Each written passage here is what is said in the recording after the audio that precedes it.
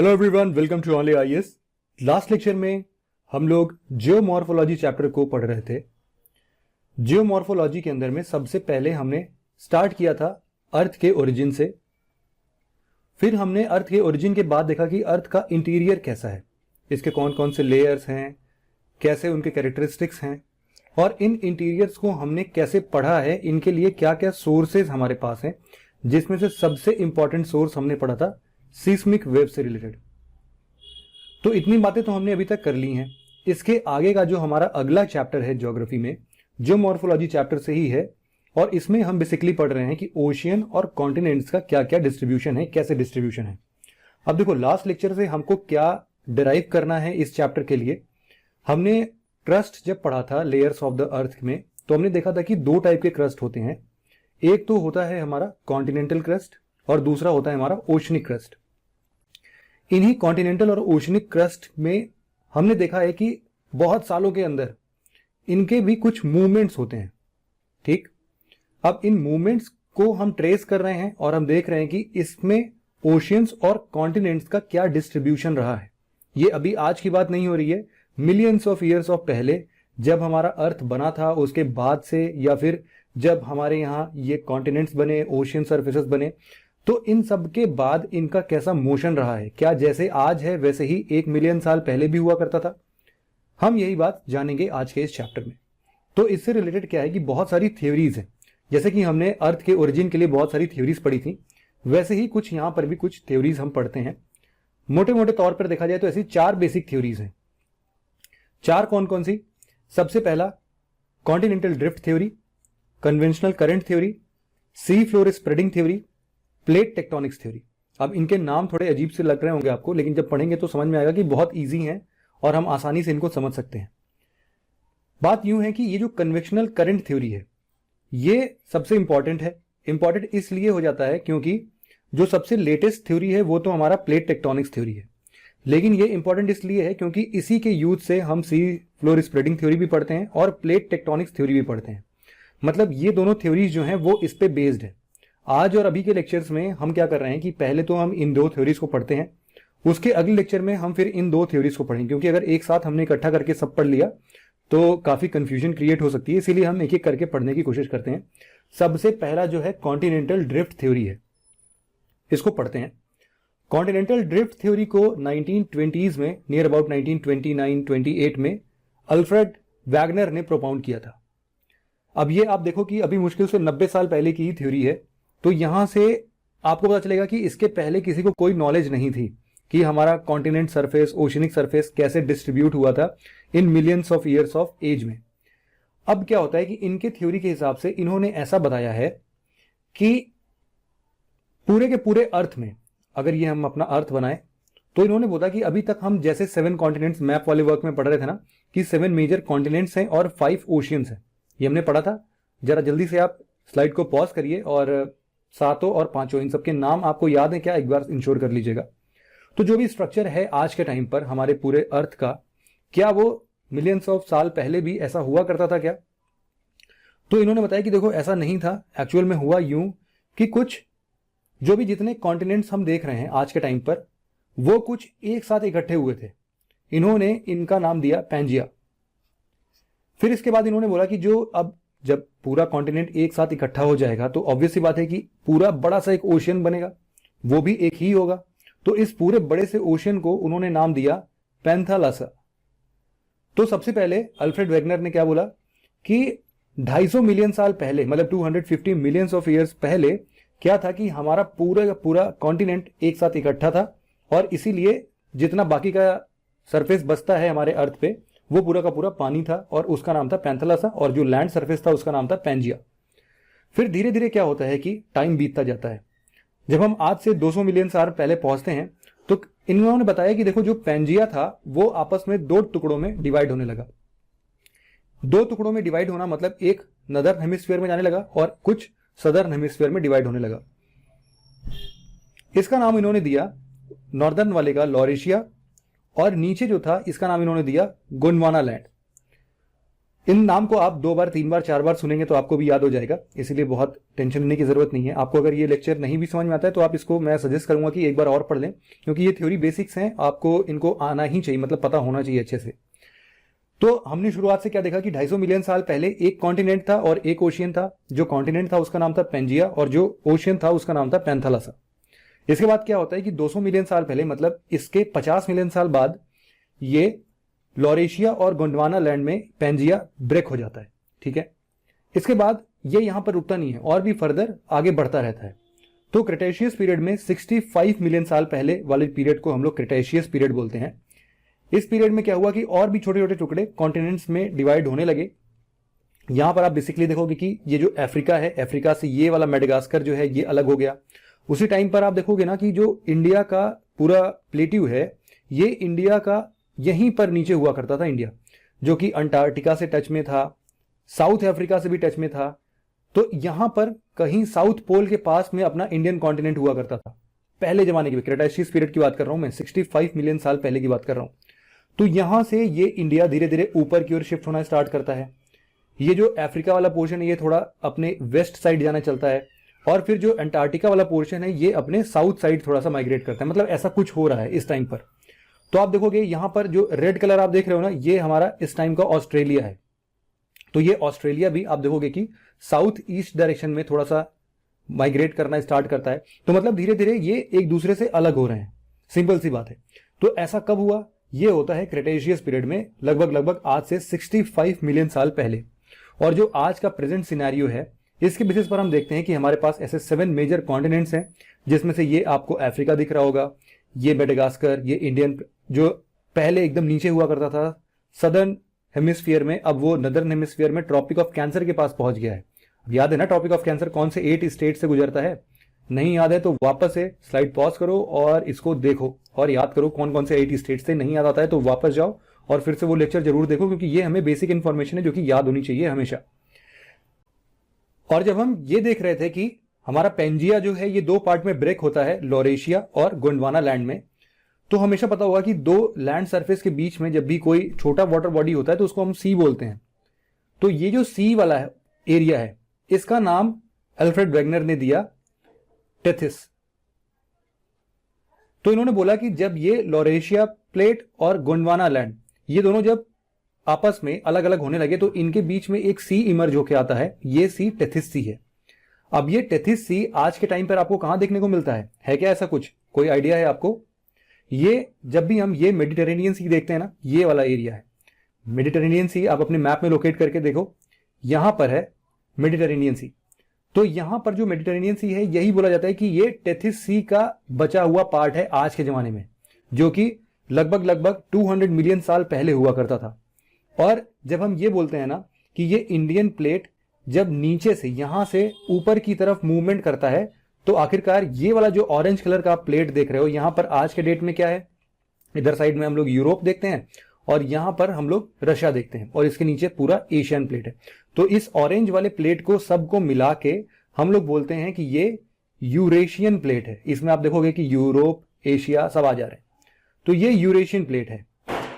अब यहां पर यूरेशियन प्लेट से जब इंडिया का ये पर्पल वाला प्लेट टकराता है, तो देखो यहां पर भी तो टेथिस सी होगा पहले, तो इसीलिए बोला जाता है। और टकराने के बाद आप देखोगे बनता क्या है, यहां वाले रीजन में जब आप ओरिजिनल मैप में देखो कि यहां पर हमारा क्या है, बिल्कुल क्लियर है ना कि ये यहां पर हमारे हिमालयाज होते हैं।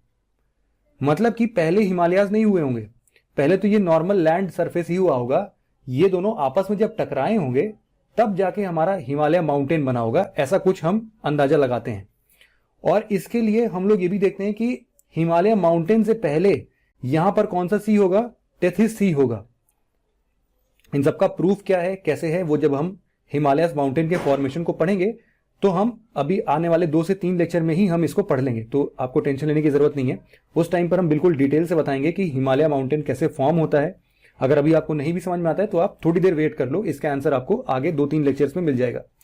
अब ये हिमालय माउंटेन जो है, यहां पर पहले टेथिस सी था। तो जब मैं उस टाइम आपको हिमालय माउंटेन के फॉर्मेशन में टेथिस सी का नाम लूं तो आपको याद होना चाहिए कि ये अल्फ्रेड वैगनर के कॉन्टिनेंटल ड्रिफ्ट थ्योरी का एक पार्ट है, और टेथिस सी जो है यहां पर पहले हुआ करता था। ठीक है, सिंपल सी इतनी बात मुझे समझानी थी। अब यहां पर हम एक चीज पढ़ते हैं कि आखिरकार इतना बड़ा बात जब अल्फ्रेड वैगनर ने हमारे सामने रखा तो इसके पीछे कुछ न कुछ रीजन तो होगा ही। आखिर हम किसी भी बात को मानते क्यों हैं? क्योंकि उसके पीछे कोई एक वैलिड रीजन होता है। या फिर हम यूं बोलें कि अगर हम अल्फ्रेड वैगनर को सुनते हैं कि उन्होंने बोला कि पहले एक पेंजिया स्ट्रक्चर ही था जो कि बाद में 7 अलग अलग कॉन्टिनेंट्स में डिवाइड हो गया, तो आखिरकार इसके पीछे कौन से फोर्सेस होंगे? किसने इनको धक्का दिया ऊपर की तरफ, नीचे की तरफ? कौन इनको अलग अलग कर रहा है? तो इसके पीछे कोई ना कोई तो फोर्सेस होंगे ना। तो इसके पीछे अल्फ्रेड वैगनर ने आंसर किया कि देखो, जहां तक मुझे लगता है कि इसके पीछे 2 तरीके के फोर्स हो सकते हैं। पहला फोर्स का इन्होंने नाम दिया पोलर फ्लेइंग फोर्स और दूसरा नाम दिया इन्होंने टाइडल फोर्स। एक एक करके समझते हैं कि ये क्या होते हैं। सबसे पहले पोलर फ्लेइंग फोर्स को समझने के लिए हम एक एग्जांपल लेते हैं। एग्जांपल इस तरीके से होगा कि हमें सेंट्रीफ्यूगल फोर्स को समझना है। सेंट्रीफ्यूगल फोर्स को समझने के लिए हम क्या करते हैं, अपने हाथ में एक थ्रेड लेते हैं और थ्रेड के कोने में हम एक पत्थर बांधते हैं और इसको तेजी से नचाते हैं। ठीक, ये कुछ ऐसे नाचेगा, यहां पर सेंटर होगा इसका, और दूसरे ही क्षण हम लोग क्या करते हैं, एक और थ्रेड लेके आते हैं जो इससे छोटा होगा, इतना ही बड़ा होगा, और इसमें भी हम लोग एक पत्थर लपेटते हैं और इसको भी नचाते हैं और हम लगभग उतना ही फोर्स लगाते हैं। और हमने देखा कि दोनों के दोनों लगभग उतने ही टाइम पर एक चक्कर काट ले रहे हैं। बिल्कुल सिंपल सा है। मानते हैं कि इनको एक चक्कर काटने में 5 सेकंड लगता होगा, तो 5 सेकंड में ये जो पहले वाला एक पत्थर था जिसका नाम है ए, ये कितना डिस्टेंस ट्रेवल कर रहा है? इतना बड़ा सा सर्कल घूम के आया ये। तो मतलब मानते हैं कि ये जो भी सर्कल होगा वो हमें दिख रहा है कि इस वाले सर्कल से तो बड़ा ही है, मतलब कि डिस्टेंस जो है वो ए ज्यादा कवर कर रहा है 5 ही सेकंड में। और जो बी वाला पत्थर है, ये बी पत्थर कम ही डिस्टेंस कवर कर रहा है 5 सेकंड में। तो किसकी वेलोसिटी ज्यादा हुई? ए वाले पत्थर की। जिसकी वेलोसिटी ज्यादा होगी उस पे सेंट्रीफ्यूगल फोर्स उतना ही ज्यादा लगेगा। सेंट्रीफ्यूगल फोर्स किस डायरेक्शन में लगता है? बाहर के डायरेक्शन में लगता है। इस वाले पे कहां लगेगा? इसमें भी बाहर के डायरेक्शन में लगेगा। अब इसको अगर हम अपने अर्थ से कंपेयर करें, मानते हैं कि ये जो सेंटर है ये हमारा नॉर्थ पोल है और हम ऊपर से देख रहे हैं अर्थ को। ये जो बी वाला पत्थर जो पूरा सर्कल कंप्लीट कर रहा था, मानते हैं कि इसका नाम होगा आर्कटिक सर्कल। एज्यूम कर लेते हैं हम कुछ भी। आर्कटिक सर्कल हमने पढ़ा था, कितने डिग्री पर था ये? 66.5 डिग्री नॉर्थ लैटिट्यूड, याद है ना आपको? और हमने पढ़ा था, मान लो ये जो ए वाला पत्थर जिस सर्कल पे ट्रैवल कर रहा है वो सबसे बड़ा है और ये इसीलिए हम इसको इक्वेटर मान लेते हैं। आप इमेजिन करना कि हम इस टाइम अर्थ को सामने से नहीं बल्कि ऊपर से देख रहे हैं, इसीलिए हमको नॉर्थ पोल एक पिन पॉइंट पर सेंटर पे दिख रहा है और आर्कटिक सर्कल और इक्वेटर हमको कुछ इस तरीके से दिख रहा है। ठीक है, अब आप बताओ कि सबसे ज्यादा अगर हम इक्वेटर पर एक पत्थर रख दें और हम एक आर्कटिक सर्कल पर पत्थर रख दें तो किस पत्थर पर ज्यादा सेंट्रीफ्यूगल फोर्स लगेगा? जाहिर सी बात है ना कि ए पत्थर पर ज्यादा सेंट्रीफ्यूगल फोर्स लगेगा। इसीलिए हम यूं बोलते हैं कि अर्थ का जो शेप है वो शेप कैसा है? जियोइड है। क्यों? क्योंकि इक्वेटर पर सबसे ज्यादा सेंट्रीफ्यूगल फोर्स लगता था, तो यहां के सब सामान जो है, जितने भी ऑब्जेक्ट्स थे वो सब बाहर बाहर निकलने लगे और जैसे जैसे सब बाहर निकलने लगे तो इससे ये थोड़ा सा बल्ज हो गया। इसीलिए हम अर्थ को जियोइड शेप का नाम देते हैं। तो इन्होंने यही बोला कि पोलर फ्लीइंग फोर्स का मतलब ये है कि लोग या फिर ये जो भी कॉन्टिनेंट्स हैं ये पोल को छोड़ छोड़ के इक्वेटर की तरफ भाग रहे हैं। और इसके पीछे का रीजन क्या है? Centrifugal force. चूंकि अर्थ रोटेट कर रहा है बहुत तेजी से, तो जो भी सेंट्रीफ्यूगल फोर्स लगता है, हमने क्या देखा था कि यहां पर एक बड़ा सा मास होगा जिसका नाम इन्होंने पेंजिया दिया था। तो पेंजिया इसी पोलर फ्लीइंग फोर्स है। इनका नाम जो है, आप नॉर्मली इसको सेंट्रीफ्यूगल फोर्स से समझ सकते हो, लेकिन अल्फ्रेड वैगनर ने इसको पोलर फ्लीइंग फोर्स का नाम दिया था। इन्होंने कहा कि देखो, जो पोलर फ्लीइंग फोर्स है, यहां पे जो भी इनका कहना था कि जो भी ऐसा पोल पर कोई भी ऑब्जेक्ट को अगर हम रखेंगे तो सेंट्रीफ्यूगल फोर्स के कारण वो शिफ्ट होके इक्वेटर पर आ जाएगा। क्योंकि नॉर्मली क्या होता है कि जो भी कॉन्टिनेंट यहां पर होगा, मान लो ये पत्थर है, अगर बी पत्थर को हम आर्कटिक सर्कल पर रखते हैं और तेजी से नचाते हैं तो सेंट्रीफ्यूगल फोर्स लगेगा, तो ये थोड़ा सा शिफ्ट होगा, और तेजी से अर्थ नाचेगा तो ये थोड़ा सा और आगे शिफ्ट होगा। लेकिन मैक्सिमम कहां तक जा सकता है? इक्वेटर तक ही तो जा सकते क्या? इसके बाद तो फिर कम होने लगेगा फोर्स, सेंट्रीफ्यूगल फोर्स यहां से। तो इसीलिए मैक्सिमम सेंट्रीफ्यूगल फोर्स कहां पर लग रहा है? इक्वेटर पर। तो ये पत्थर मैक्सिमम अर्थ पर शिफ्ट होते होते होते होते इक्वेटर तक पहुंच सकता है। तो इनका भी यही कहना था कि ये जो बड़े बड़े कॉन्टिनेंट्स हैं, इनके ऊपर यही कुछ ऐसा फोर्स लग रहा होगा सेंट्रीफ्यूगल टाइप का, जो कि इनको धक्का दे रहा है इक्वेटर की तरफ, और ये सब के सब इक्वेटर की तरफ अरेंज हो गए या फिर अपनी जगह से हिल गए। दूसरा फोर्स जो इन्होंने बताया वो बताया था टाइडल फोर्स। टाइडल फोर्स क्या होता है आप देखते हो, और हमने इस बारे में डिस्कस भी किया है कि कोई भी बड़ा मास का अगर ऑब्जेक्ट होता है तो उसका अपना ग्रेविटेशनल फोर्स होता है। ठीक है, अब ऐसा तो है नहीं कि हमारा अर्थ पूरे ब्रह्मांड में एकमात्र ऐसा मास है, इसके चारों तरफ और भी बहुत बड़े बड़े मास हैं। सबसे नजदीक में कौन है? मून है। और सबसे बड़ा अपने पूरे सोलर सिस्टम का स्टार क्या है? सन। सन भी तो आखिर इतना बड़ा मास का है, तो वो भी तो ग्रेविटेशनल फोर्स से अर्थ को अपनी तरफ अट्रैक्ट कर रहा होगा, और मून भी अर्थ को अपनी तरफ अट्रैक्ट कर रहा होगा। इसीलिए तो हम टाइड्स देखते हैं। टाइड्स मैंने पढ़ा दिया है अपने डेमो वाले वीडियो में, तो अगर आपको नहीं भी पता है तो सिंपली आप इतना समझो कि टाइड्स क्या होते हैं। इनके चलते जो मून अर्थ की तरफ ग्रेविटेशनल पुल करता है, मतलब जो ग्रेविटेशनल फोर्स से अर्थ को अपनी तरफ खींचता है। अब चूंकि मून तो छोटा है, इसके पास इतनी ताकत नहीं है कि पूरे के पूरे अर्थ को अपनी तरफ खींच ले, तो जितनी बातें खींच पाता है, मान लो पानी है ओशियन सरफेस में, वो तो फ्री है ना, उसको कोई भी ऊपर थोड़ा सा उठा सकता है। इसीलिए टाइड्स वाले चीजें हम देखते हैं कि सन के ग्रेविटेशनल फोर्स से जो कि अर्थ को अपनी तरफ खींच रहा है, और मून का ग्रेविटेशनल फोर्स जो कि अर्थ को अपनी तरफ खींच रहा है, ये दोनों अर्थ को तो नहीं हिला पाते हैं, लेकिन अर्थ में जो ओशियन का सरफेस है उसको थोड़ा सा रेज कर देते हैं, उठा देते हैं। तो ये टाइडल फोर्स, ये तो हम आज जान रहे हैं, लेकिन उस टाइम पर अल्फ्रेड वैगनर ने कॉन्टिनेंटल को ड्रिफ्ट करने के पीछे भी यही रीजन दिया। इनको ये तो बात पता थी कि टाइडल फोर्स जो है या फिर ये सेंट्रीफ्यूगल फोर्स है, इसका इतना बड़ा वैल्यू नहीं है, मतलब ये इतना ज्यादा फोर्स नहीं लगा सकता कि जिससे इतना बड़ा कॉन्टिनेंट ड्रिफ्ट कर जाए, या फिर टाइडल फोर्स के पास भी इतनी ताकत नहीं है कि वो पूरे बड़े से कॉन्टिनेंट को ही शिफ्ट कर दे, ड्रिफ्ट कर दे। लेकिन इनको लगा कि इतने मिलियन साल पहले से थोड़ा थोड़ा फोर्स ही लग रहा होगा, और आज चल के इतना ज्यादा वो फोर्स थोड़ा थोड़ा मिलके बन गया हो कि वो इतने बड़े बड़े कॉन्टिनेंट्स को शिफ्ट करा देता हो।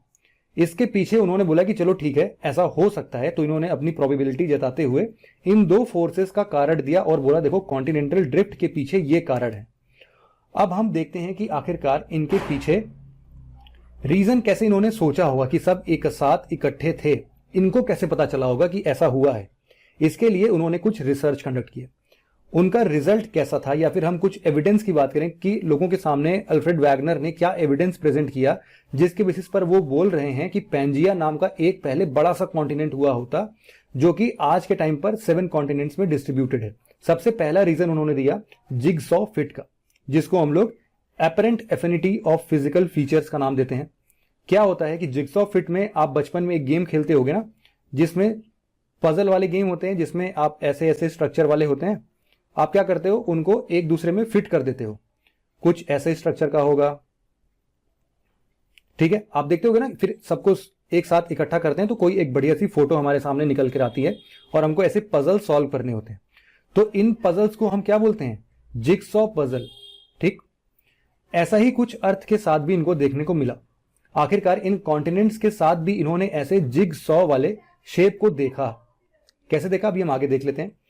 फिर उन्होंने दूसरा रीजन दिया कि बहुत सारे ऐसे रॉक्स थे जो कि अलग अलग कॉन्टिनेंट्स पर एक ही एज के साथ थे।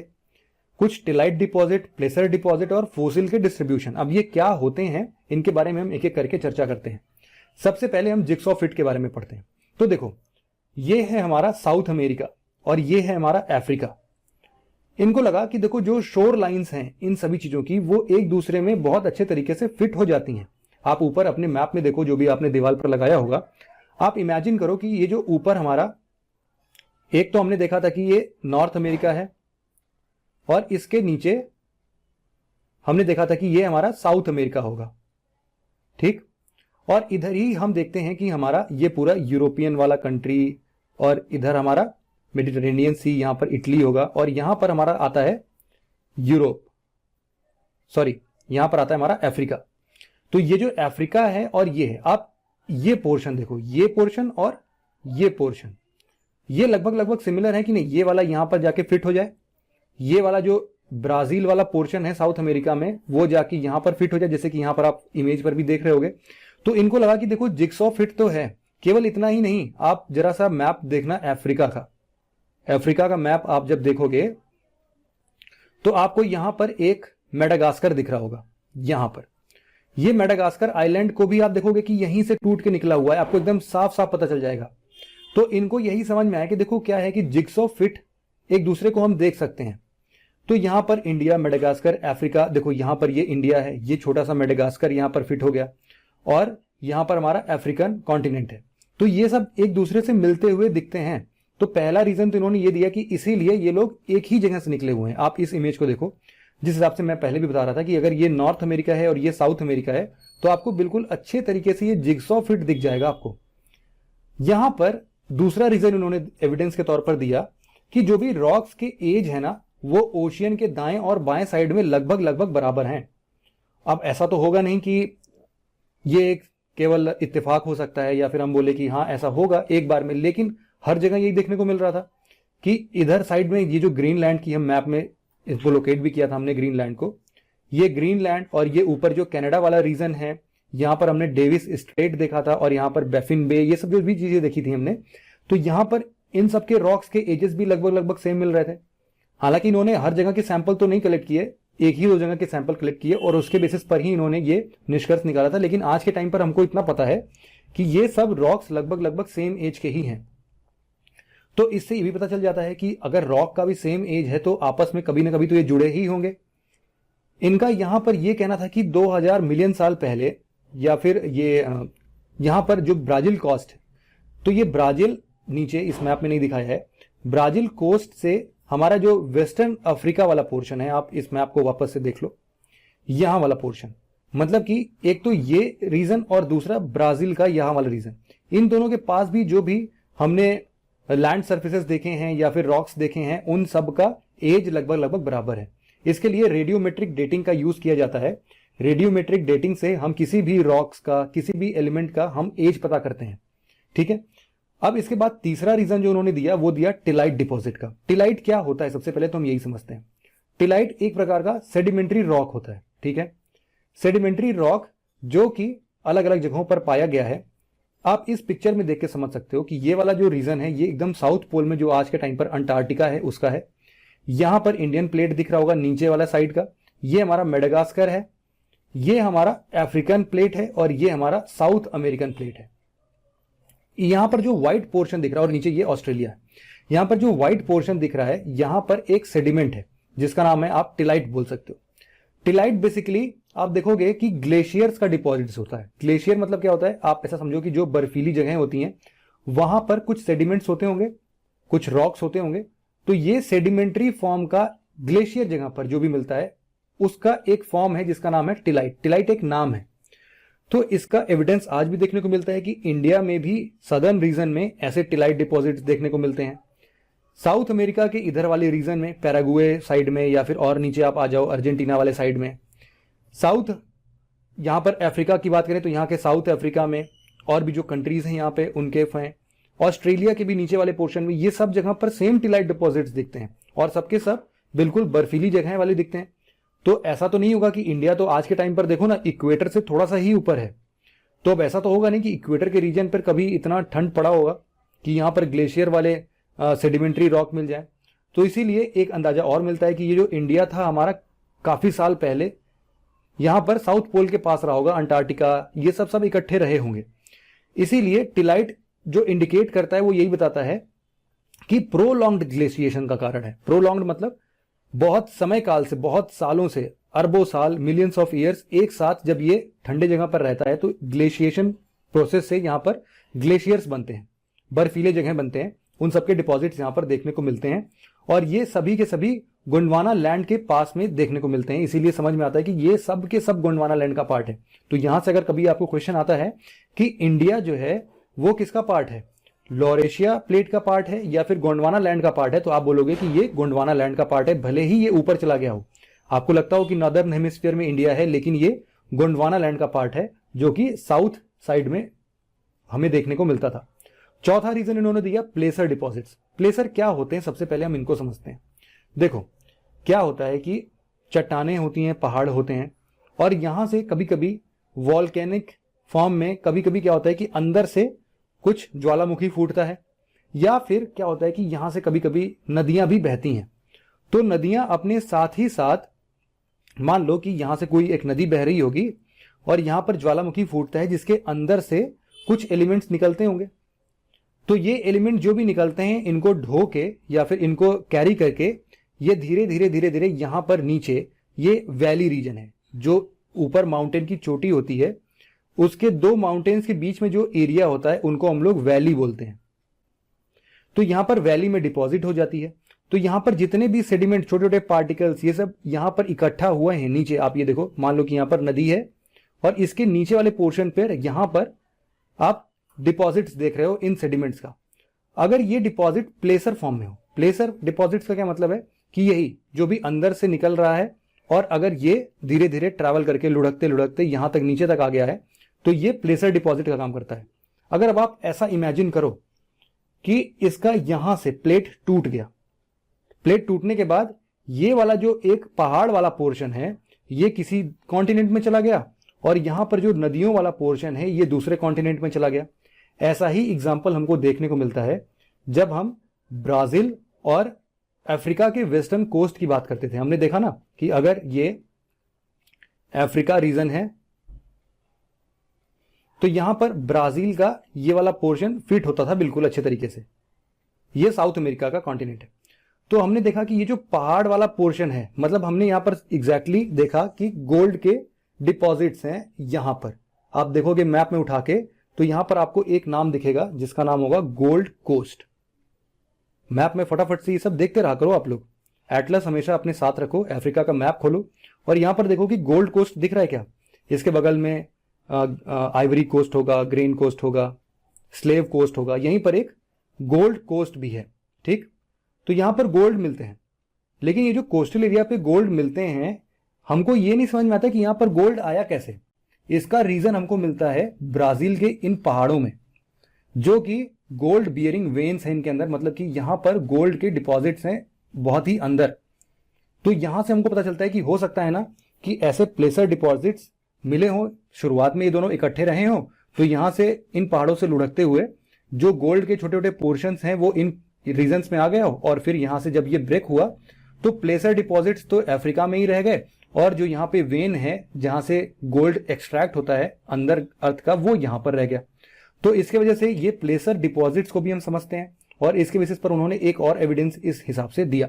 ठीक है, आखिरी एविडेंस जो इनका है वो है फॉसिल एविडेंस। फॉसिल मतलब क्या होता है कि जो भी पेड़ पौधे जानवर जब मर जाते हैं तो इनका फॉसिल हमारे अर्थ के अंदर में मिलता है। आपको पता होगा कि हमने डायनासोर के फॉसिल पाए हैं, डायनासोर की बड़ी बड़ी हड्डियां और ये सब जो भी होते हैं ये सब फॉसिल के फॉर्म में होते हैं। तो हमने देखा कि ऐसे बहुत सारे जानवर थे, जो बहुत सारे पेड़ पौधे थे जिनका फॉसिल एविडेंस हमेशा ऐसे कनेक्टिंग, जो कि हम बात कर रहे थे ना यहाँ पर ब्राजील और अफ्रीका वाला, तो इन सब रीजन्स में देखने को मिला। अब इनके बीच में इतना ज्यादा डिस्टेंस है आज के टाइम पर कि ऐसा तो होगा नहीं कि जो भी जानवर यहां मिल रहे होंगे वो इतने बड़े ओशियन को तैर के पार करके यहां पर पहुंच गए होंगे। तो इसलिए यहां पर भी इनके एविडेंसेस देखने को मिलते हैं और यहां पर भी इनके फॉसिल एविडेंसेस देखने को मिलते हैं। ऐसा नहीं हो सकता है और ऐसा एक जगह नहीं बहुत जगह हुआ है। तो जब बहुत जगह हुआ है तो यहां पर एक बात तय हो गई कि जैसे ये जो जानवर देख रहे हैं उनका नाम है लेमुर्स, तो ये अफ्रीका के रीजन में भी देखने को मिलते हैं और मेडागास्कर में भी देखने को मिलते हैं। तो इनके फॉसिल एविडेंसेस दोनों जगह मिले। तो आप ये तो बहुत ही सिंपल सा है ना कि यहां पर जो अफ्रीका का ये पोर्शन है और यहीं पे बगल में आप मेडागास्कर देख रहे होगे, तो ये तो बगल बगल है। तो यहां पर चलो आप एक बार बोल सकते हो कि लेकिन तब भी इतना ज्यादा डिस्टेंस है कि ये पार करके अभी छोटे जानवर हैं क्या इतना ज्यादा डिस्टेंस नहीं तैर के आ पाएंगे। तो एक तो ये एविडेंस इनको देखने को मिला एल्फ्रेड वैगनर को। दूसरा एविडेंस इन्होंने बोला कि यहां पर भी देखो एक है मिसासोरस, ये छोटा रेप्टाइल है एक, तो इसका भी एविडेंस यहीं पर मिला और ये इतना छोटा है कि आपके पाम पर भी आ सकता है, छिपकली जैसा आप कुछ बोल सकते हो, उससे थोड़ा बड़ा है। तो ये रेप्टाइल जो है इसका एविडेंसेस यहां पर भी देखने को मिलता है और यहां पर भी कोस्ट पे देखने को मिलता है। तो इसके वजह से फॉसिल एविडेंसेस और भी बहुत जगह देखने को मिले। जैसे कि आप ये वाला इमेज देखो, आपको और अच्छे से क्लियर होगा। यहां पर बहुत सारे जानवर जैसे कि साइनोग्नाथस, या फिर नाम आपको याद करने की जरूरत नहीं है, इतने कठिन कठिन नाम। आप केवल देखो कि इनके फॉसिल्स जो हैं वो कुछ इस तरीके से देखने को मिले। जो भी यहां पर मिला वो मेडागास्कर में भी मिला, इंडिया में भी मिला और अंटार्कटिका में भी मिला। कुछ ऐसे थे जो कि South America, Africa, Antarctica, India, Australia, इन सब जगहों पर मिला। तो ये भी इस बात की गवाही दे रहे थे कि पहले ये सब एक ही जगह होंगे, इसीलिए जो भी जानवर यहां रहते थे उनके फॉसिल एविडेंसेस इन सब जगहों से similar kind of fossil evidences मिल रहे हैं। तो इतना प्रूफ देना इनके लिए काफी था। ये बताने के लिए कि हाँ पहले एक पैंजिया नाम का एक बड़ा सा कॉन्टिनेंट होगा और इसके अलावा एक पैंथालासा नाम सा दूसरा एक ओशन का बड़ा सा सरफेस होगा। हालांकि देखो इनकी थ्योरी तो बिल्कुल सही है, लेकिन अब प्रॉब्लम कहां आती है हम ये देखते हैं, क्योंकि इन्होंने इतना एविडेंस दे दिया है तो ऑब्वियस सी बात है कि गलत तो नहीं बताएंगे, ठीक है। अब यहां पर ड्रॉबैक्स देखते हैं कि इस पूरी थ्योरी की ड्रॉबैक क्या है। सबसे पहला थ्योरी, वैगनर फेल इसलिए होते हैं क्योंकि इन्होंने ये नहीं बताया कि आखिरकार ये जो एक दूसरे से सेपरेट होना स्टार्ट होते हैं, ये मेसोजोइक इरा जो कि हम बोल रहे थे ना कि 250 मिलियन साल पहले ये एक दूसरे से अलग होना स्टार्ट होते हैं, तो ये पर्टिकुलरली इसी पीरियड में क्यों स्टार्ट हुए ये इन्होंने नहीं बताया। दूसरे तरीके से इन्होंने केवल और केवल कॉन्टिनेंट के सरफेस के अलग अलग तरीके से जाने का हमें एविडेंस दिया, लेकिन जो ओशियंस आपस में डिस्ट्रीब्यूट हुए हैं उसका इन्होंने कोई आंसर नहीं दिया, तो यहां पर भी इनको क्रिटिसाइज किया जाता है इस बेसिस पर। दूसरा, इन्होंने ये नहीं बताया कि आखिरकार ये जो भी प्रूफ्स इन्होंने दिए हैं इसके पीछे क्या कोई बिल्कुल इन्होंने रिसर्च कंडक्ट किया है या फिर क्या है, ये इनका केवल एजम्पशंस था ऐसा। जैसे कि मान लो जिक्सॉ फिट है, तो जिक्सॉ फिट इनके लिए तो एकमात्र एजम्पशन है। बहुत लोगों ने ये भी बोला कि देखो कॉन्टिनेंट का ये जो कोस्टल रीजन है ये तो टूटता बनता रहता है, तो इसका ये मतलब नहीं है कि अगर गलती से जिक्सॉ फिट की तरह लग रहा है तो ये बात होगी ही कि ये पहले एक साथ एक चिपके होंगे। तो बहुत लोगों ने इनको क्रिटिसाइज भी किया था, तो उनके हम यही ड्रॉबैक्स देख रहे हैं। सबसे बड़ा ड्रॉबैक जो इनका था वो था कि जो इन्होंने दो फोर्सेस का नाम लिया, एक तो टाइडल करंट और दूसरा हमने देखा पोलर फ्लीइंग फोर्स। ये जो दो फोर्सेस थे ये आखिरकार रिस्पॉन्सिबल हैं क्या इनके ड्रिफ्ट के लिए? तो आज के टाइम पर हमको ये पता चल गया है, एक्चुअल रीजन भी हमें पता चल गया है कि आखिरकार ये सेपरेट क्यों हुए थे। तो इसके बेसिस पर भी इनको क्रिटिसाइज किया जाता है कि इन्होंने फोर्सेस को सही तरीके से डिफाइन नहीं किया। जो भी आज की मॉडर्न थ्योरीज हैं वो ये बात तो मानती हैं कि देखो पहले पेंजिया होगा, पेंथलासा होगा, या फिर ये बाद में ब्रेक करके लॉरेशियन और गोंडवाना लैंड में चेंज हुआ होगा, लेकिन जो भी इसका एक्सप्लेनेशन इन्होंने दिया था इन ड्रिफ्ट का और इसके पीछे जो भी रीजंस बताए थे वो इन्होंने सही तरीके से नहीं बताया है। अब इस पूरे थ्योरी को आपने अपने मन में बढ़िया से इमेजिन कर लिया होगा। इसको एक पिक्टोरियल वीडियो के बेसिस पर हम थोड़ा सा समझने की कोशिश करते हैं।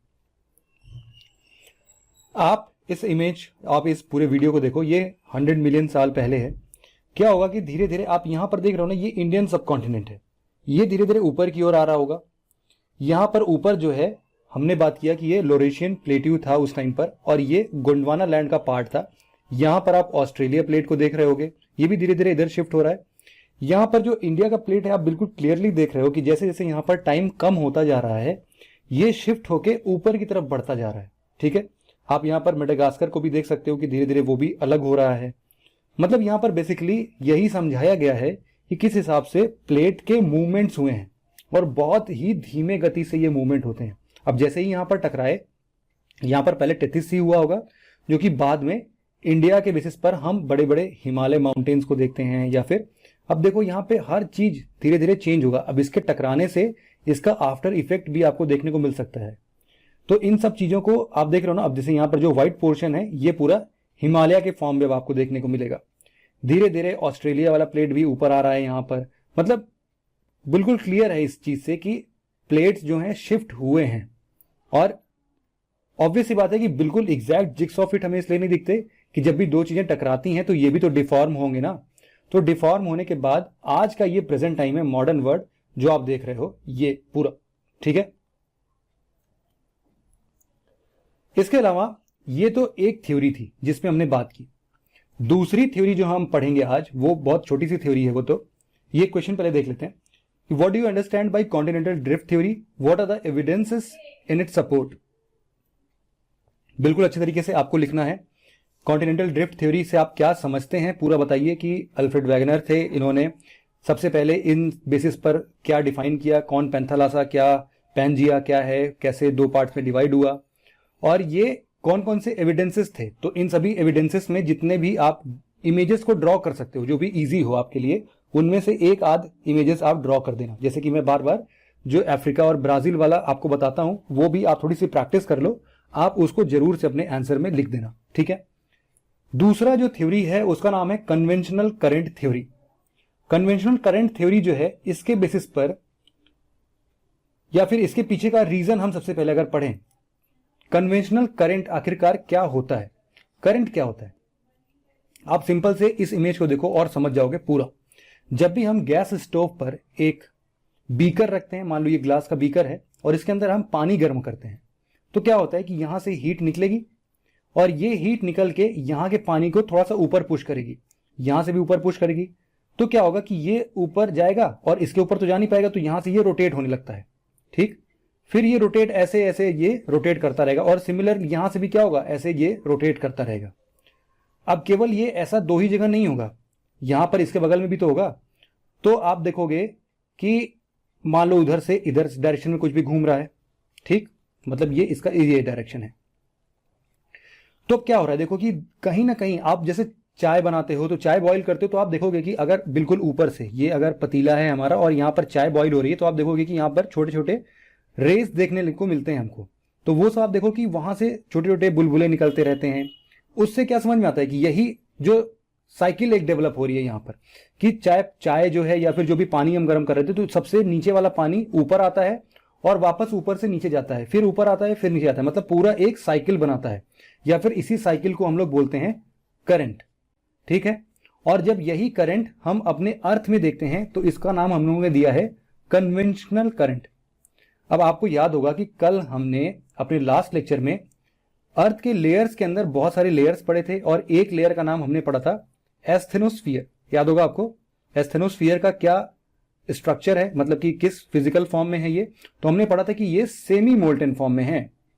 ठीक है, ये किसका पार्ट है, क्रस्ट मेंटल कोर में से ये मेंटल का पार्ट है।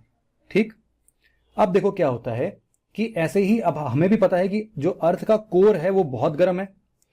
अब जब ये गर्म है तो ये अर्थ का कोर हमारे गैस स्टोव जैसा काम करता है। अब यहां पर क्या होता है कि गैस स्टोव से जैसे यहां पर पानी बॉईल होता था, तो इसके अंदर जो भी एलिमेंट्स हैं अर्थ के अंदर वो बॉईल होना स्टार्ट हो जाते हैं। तो ऐसी तरीके से वो भी सीधे ऊपर उठना चाहते हैं और ऊपर बहुत ज्यादा उठ नहीं पाते क्योंकि यहां पर क्रस्ट वाला पोर्शन है, तो इसीलिए ये वापस यहां से अंदर चले जाते हैं और इसी तरीके से ये घूमते रहते हैं। ये जो घूमते रहते हैं इसी को हम लोग कन्वेंशनल या फिर कन्वेक्शन करंट बोल रहे हैं। ठीक है, अब ये करंट कैसा है, एक बार आप फिर से एक वीडियो को देखो, आपको और भी बढ़िया से क्लियर होगा। जैसे कि ये हमारा अर्थ है और हम कन्वेंशनल करंट के लिए हम इस अर्थ को पहले बीच से काट देते हैं और हम देखते हैं कि ये अंदर का जो सरफेस है ये कोर है और इसके ऊपर से ये जो दिख रहा है ना आपको कन्वेंशनल करंट, ये ऊपर तक निकल के और इधर से आप देख रहे हो कि इधर साइड में जा रहा है और ये वाला इधर साइड में डाइवर्ज हो जा रहा है। तो इसका असर हमारे क्या क्रस्ट पर भी पड़ेगा क्या, बिल्कुल पड़ेगा। इसके ऊपर के जो क्रस्ट होंगे वो क्या होगा कि यहां से आप देखोगे कि खूब सारे वॉल्केनो निकलेंगे। क्यों, क्योंकि सारा प्रेशर यही पॉइंट पर तो लग रहा है। इस पॉइंट पर जब भी लगेगा तो यहां से हमको दिखेगा कि हमारे क्रस्ट के ऊपर खूब सारे वॉल्केनो बन गए हैं। और जब ये वाला कन्वेंशन करंट बहुत तेजी से इतने बड़े अमाउंट में इधर जाएगा तो ये जो ऊपर का बहुत बड़ा सा प्लेट है ये भी इसके साथ साथ थोड़ा सा मूव करेगा। आगे हम पढ़ेंगे कॉन्टिनेंटल ड्रिफ्ट थ्योरी के अलावा भी जो और थ्योरीज आएंगी सामने। कॉन्टिनेंटल ड्रिफ्ट थ्योरी तो फोर्सेस बता नहीं पाई थी ना, वो बोलती थी टाइडल फोर्स, पोल फ्लिंग फोर्स, लेकिन असल में हमको बाद में पता चलेगा कि इसके पीछे यही कन्वेंशनल करंट रिस्पॉन्सिबल है जो कि इन बड़े बड़े कॉन्टिनेंट्स को दूसरे दूसरे डायरेक्शन में मूव करा देता है। अब हमें यहां पे ये बात नहीं पता है कि अर्थ के अंदर कन्वेंशनल करंट का कौन सा लिम्ब, या फिर हम इसको यहां पर देखते हैं इसको समझने के लिए। ये वाला आपको वीडियो समझ में आ गया ना, यही हो रहा है। देखो कि यहां से ये अर्थ जो है दो चीजें होती हैं। आप इसको मैं थोड़ा सा समझाता हूं वो भी फिर से। एक तरफ से तो आप देखो जैसे यहां से अर्थ का जो क्रस्ट है वो देखो इस डायरेक्शन में मूव कर रहा है, लेकिन मूव करते करते कहां जाएगा, उसका भी तो एक लिमिट होगा ना। तो वो लिमिट कहां तक होगा, इसके बाद क्या होगा कि जहां पर एक जगह से तो निकल रहा होगा और दूसरी जगह ये अंदर की तरफ जा रहा होगा। ठीक है, आप देखोगे कि दूसरा प्लेट ऐसे दूसरे किसी प्लेट के अंदर ऐसे सबडक्ट हो जा रहा है। सबडक्ट होने का मतलब क्या है कि ये इसके अंदर चला जा रहा होगा। ठीक है, अभी फिलहाल यहीं तक देखते हैं। इसके बाद जब हम दूसरी थ्योरीज पढ़ेंगे तो हम इसके आगे के वीडियो को और अच्छी तरीके से समझ लेंगे। ठीक है, अब यहां पर हम पढ़ रहे थे कन्वेक्शनल करंट। तो कन्वेक्शनल करंट आपको बिल्कुल क्लियरली अब यहां पे आप इमेजिन कर सकते हो। तो अब होगा क्या कि अगर यहां पर ये जो देख रहे हो आप, ये ओशियन का सरफेस है। ठीक है, ओशियन के अंदर अगर ऐसे पृथ्वी के अंदर आप देखोगे कि ऐसे कन्वेक्शनल करंट बन रहे हैं और यहां वाला कन्वेक्शनल करंट ऊपर उठ रहा है, यहां से भी कन्वेक्शनल करंट ऊपर उठ रहा है, तो सबसे पहले तो अर्थ के क्रस्ट पर यहां पर वो धक्का लगाएगा। अब ये धक्का लगाने से होगा क्या कि यहां पर जमीन धीरे धीरे धीरे धीरे खाली होगी और यहां से ऊपर ऊपर वॉल्केनो निकलना स्टार्ट हो जाएगा। क्यों? क्योंकि कन्वेक्शनल करंट इनको ऊपर की तरफ भेज रहा है। ठीक है, लेकिन अब जो कन्वेक्शनल करंट सारा का सारा यहां से निकल नहीं पाएगा बाहर, ये कुछ इधर डायरेक्शन में, रुकिए पेन का कलर चेंज कर देता हूं, कुछ इधर डायरेक्शन में और कुछ इधर डायरेक्शन में भी ट्रेवल कर रहे होंगे। तो इसके साथ साथ जो हमारा ऊपर का क्रस्ट है, यहां पर कौन सा क्रस्ट है, कॉन्टिनेंटल या ओशनिक? ये ओशनिक क्रस्ट है। ठीक है, क्योंकि ये ओशन के नीचे है। ये हमारा कॉन्टिनेंटल क्रस्ट है, ये वाला पोर्शन, और ये हमारा ओशनिक क्रस्ट है। तो ये ओशनिक क्रस्ट कहां तक जाएगा? मान लो यहां पर कोई कॉन्टिनेंटल क्रस्ट स्टार्ट हो जा रहा है, तो हो सकता है कि ये दोनों टकराएं और इनमें से कोई एक प्लेट इसके अंदर चली जाए। तो यही होगा कि कन्वेक्शनल करंट जहां पर ऊपर की डायरेक्शन में दिखेगा, उसके दाएं और बाएं दोनों साइड से हमको अपने ऊपर का जो भी क्रस्ट है, ओशनिक क्रस्ट है या कॉन्टिनेंटल क्रस्ट है, जो भी होगा वो डाइवर्जिंग नेचर का दिखेगा। मतलब कि दोनों ऑपोजिट डायरेक्शन में जाने लगेंगे जहां से भी कन्वेक्शनल करंट उठ रहे हैं। मान लो थोड़ी देर बाद ये कन्वेक्शनल करंट यहां से नीचे भी आ रहा होगा, तो इसके साथ साथ जो भी ऊपर का प्लेट होगा वो भी नीचे सबडक्ट हो जाएगा। सबडक्ट होने का मतलब है कि वो उसके अंदर चला जाएगा। आप यहां पर इजीली इसको देख सकते हो। यहां पर आपको इसकी टेंशन नहीं लेनी है कि कौन सा प्लेट अभी अंदर जा रहा है, क्यों जा रहा है। वो अभी हम अपने आगे आने वाली थ्योरीज में बहुत ही डिटेल से एक्सप्लेन करने वाले हैं, जो कि अगले 1 या 2 लेक्चर में आप पढ़ लोगे। फिलहाल अभी आपको केवल इतना समझना है कि ये कन्वेंशनल करंट का मतलब क्या होता है, ये कहां से ओरिजिनेट होते हैं, इनका इफेक्ट क्रस्ट पर कैसे देखने को मिलता है, बस इतनी सी बात है। ठीक है, तो ये कन्वेक्शनल करंट हमने देखा कि जो भी अर्थ का मेंटल सरफेस है, जो कि लगभग 100 किलोमीटर से लेके 2900 किलोमीटर डेप्थ तक है, ये हमने देखा था ना। यहां पर जो हमने ऐसा स्ट्रक्चर बनाया था, आपको याद होगा कि कोर और यहां पर ऊपर मेंटल।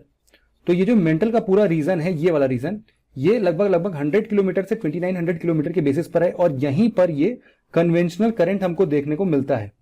ठीक है, ये एस्केप कर नहीं पाते हैं, इसीलिए यहां पर करंट के फॉर्म में ऊपर नीचे ऐसे नाचते रहते हैं। ये बात बिल्कुल फिक्स हो गई। अब यहां पर 1-2 नाम मैं आपको और बता देता हूं, इसका आप उपयोग करेंगे जब हम अपने आगे वाले लेक्चर्स में डिस्कस करेंगे। यहां वाला जो रीजन दिख रहा है ना आपको, जहां से पानी के अंदर ये वॉल्केनो निकल रहे हैं, जो भी अभी हमने वीडियो देखा वहां पर भी वीडियो में, तो इसको हम लोग बोलते हैं रिज। ठीक, RIDGE, रिज। चूंकि ये ओशियन के अंदर है तो इसीलिए हम इनका नाम देते हैं ओशियनिक रिज। ठीक, और जहां पर भी ऐसे ये प्लेट्स अंदर की ओर सबडक्ट होते रहेंगे। ठीक है, यहां पर आप देखोगे ना कि बहुत बड़ा खाई मिलेगा आपको, पानी के अंदर ही मिलेगा। ये बहुत बड़ा खाई होगा। खाई मतलब कि यहां पर आप देखोगे कि बहुत गहरा होगा ये चीज। इनको हम लोग नाम देते हैं ट्रेंचेस का। क्या ये एक होंगे तो ट्रेंच और बहुत सारे होंगे तो ट्रेंचेस। तो एक तो हो गया ओशनिक रिज और दूसरा हो गया ट्रेंच। ओशनिक रिज वो जगह होगी जहां से कन्वेक्शनल करंट के ऊपर आने वाले लिंब मिलेंगे। ठीक है, और ट्रेंच वहां पर बनेगा जहां से ये कन्वेक्शनल करंट नीचे की ओर जा रहे होंगे। उसी के साथ साथ ऊपर का क्रस्ट वाला पोर्शन भी नीचे जाएगा, और यहां पर जहां दोनों 2 प्लेट्स मिल रहे होंगे वहां पर होगा ट्रेंच। ठीक, तो अब आप इस जरा वीडियो को पूरा अंत तक देख लो। हम इसको वापस से रिवाइज करेंगे जब हम आगे के चैप्टर्स पढ़ेंगे। तो हमने क्या देखा था, आप यहां पर देख रहे हो ना कि ये वाला प्लेट सबडक्ट हो रहा है, ये वाला प्लेट अंदर की तरफ जा रहा है, तो यहां पर एक गड्ढा टाइप का बन गया ना। ये ऊपर पूरा पानी ही है, इधर ऊपर हमारा कॉन्टिनेंट है, यहां पर आप पहाड़ वगैरह देख रहे होगे, और इधर साइड में पूरा पानी है। और इधर से जब नीचे की ओर सबडक्ट हो रहा है तो क्या होगा कि यहां पर एक ये जो स्ट्रक्चर बन रहा है, काफी गहराई है यहां पर, ये हमको पता चलेगा कि इसका नाम हम लोग ट्रेंच दे रहे हैं। यही ट्रेंच है। ठीक है, और हम लोग जो रिज की बात कर रहे थे वो रिज कहां पे है, वो रिज भी हम देखते हैं। ये वाला जो लाइन है, ये लाइन जो आप देख रहे हो ना, ये हमारा रिज बनता है, और अगर इसके ऊपर ओशियन होगा तो ये हमारा ओशनिक रिज बन जाएगा। ठीक है, इतने 2 नाम आपको बिल्कुल तैयार हो गए, याद हो गए। तो अब इनका यूज हम आने वाले लेक्चर्स में कर लेंगे। आज के लेक्चर को हम यहीं पर स्टॉप करते हैं, और एक स्लाइड और बच जाती है, इसको भी देख लेते हैं जरा। ये फोटो भी आप जरा सा याद रखे रहना। यहां पर मिड ओशनिक रिज जो हम बात कर रहे थे कि ये कन्वेक्शनल सेल होते हैं, यहां से जहां पे निकलेंगे तो यहां पर कुछ वॉल्केनो वाले फॉर्म दिखेंगे हमको, और ये बड़े प्लेट को इधर डायरेक्शन और इधर डायरेक्शन में धक्का देंगे। साथ ही साथ जब ये वाला प्लेट इस डायरेक्शन में नीचे सबडक्ट हो जाएगा तो यहां पर जो बनेगा उसका नाम हमने क्या दिया, सबडक्शन के, ट्रेंचेस। ठीक, अब आपको ये चीज बिल्कुल क्लियर होगी। तो समराइज करते हैं आज के अपने पूरे लेक्चर को। सबसे पहले हमने क्या देखा, थ्योरीज पढ़ी थी कि आखिरकार ओशियन और कॉन्टिनेंट के डिस्ट्रीब्यूशंस कैसे होते हैं। तो इनमें हमने 4 थ्योरीज का नाम दिया था। सबसे पहला continental drift theory, convectional current theory, इन दो को हमने पढ़ लिया है। आगे आने वाले लेक्चर्स में हम सी फ्लोर स्प्रेडिंग थ्योरी और प्लेट टेक्टोनिक थ्योरी भी पढ़ लेंगे, ठीक है।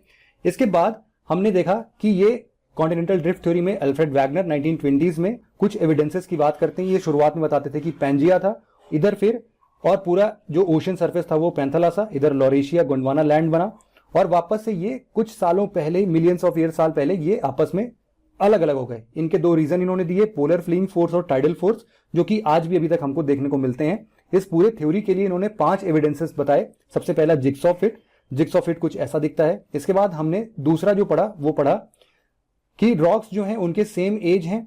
तीसरा टिलाइट डिपॉजिट, टिलाइट क्या होते हैं, सेडिमेंट्री रॉक्स के ग्लेशियर्स वाले फॉर्म के डिपॉजिट्स होते हैं। फिर प्लेसर डिपॉजिट्स पढ़ा। प्लेसर डिपॉजिट्स क्या, कि यहां पर जो भी रेसिडुअल्स होते हैं, यहां पर नदियों के नीचे जो इकट्ठा होते हैं वो प्लेसर्स होते हैं और ये डिपॉजिट रहते हैं, इसलिए प्लेसर डिपॉजिट इनका नाम है। चौथा इन्होंने दिया फॉसिल एविडेंस, सॉरी 5वां इन्होंने एविडेंस दिया फॉसिल एविडेंस का। तो ये फॉसिल एविडेंस में भी हमने देख लिया सब कुछ। इसके बाद हमने इसके ड्रॉबैक पढ़े और हमने अगला थ्योरी कन्वेक्शनल करंट थ्योरी पढ़ा, और इसके बेसिस पर भी हमने ये एग्जांपल के साथ कन्वेक्शनल करंट थ्योरी को पढ़ के खत्म कर दिया, ठीक है। तो ये क्विक समराइज कर दिया हमने। अगले आने वाले लेक्चर्स में हम 2 और थ्योरीज को पढ़ेंगे और उसके बाद हम यहीं से इसको कंटिन्यू करेंगे। तो आज के लेक्चर में बस इतनी ही इंफॉर्मेशन थी। Thank you very much for listening it very patiently. Have a nice day.